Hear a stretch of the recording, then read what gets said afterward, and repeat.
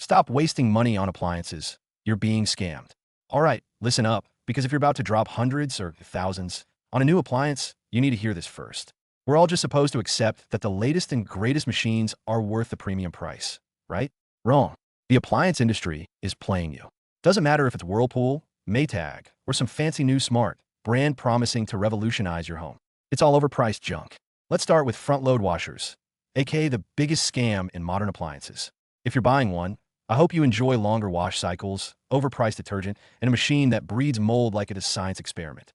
These things take 15 to 20 minutes longer per load than a regular top loader. And for what? A slightly lower water bill?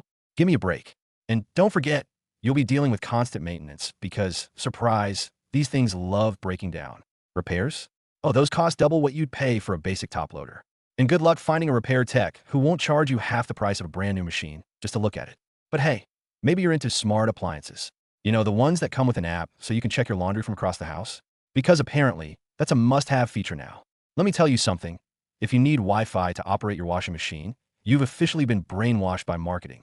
It's a washing machine, not a Tesla. And when that extra tech inevitably malfunctions, congrats, you just turned laundry day into a tech support nightmare. Here's what you should actually do. Buy basic. Stick to budget-friendly models from brands like Roper, Amana, Crosley, and Admiral. Fun fact, they're all made by Whirlpool. Yep, same factory, same parts, just without the ridiculous markup. Don't pay an extra $150 or more just for a brand name. Take that money and put it into something useful, like an extended warranty. And before you roll your eyes at warranties, let me stop you right there.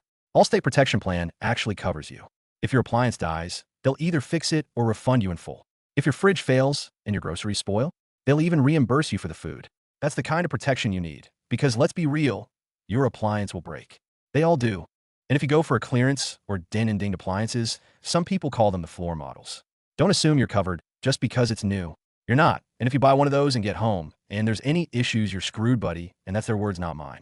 Get the warranty at checkout. It's pricey, but it will save you the headache later, and if you don't use it, you can cash it in and get your money back. Win-win. Bottom line? Stop falling for the hype. The only thing more expensive than a high-end appliance is the repair bill when it fails.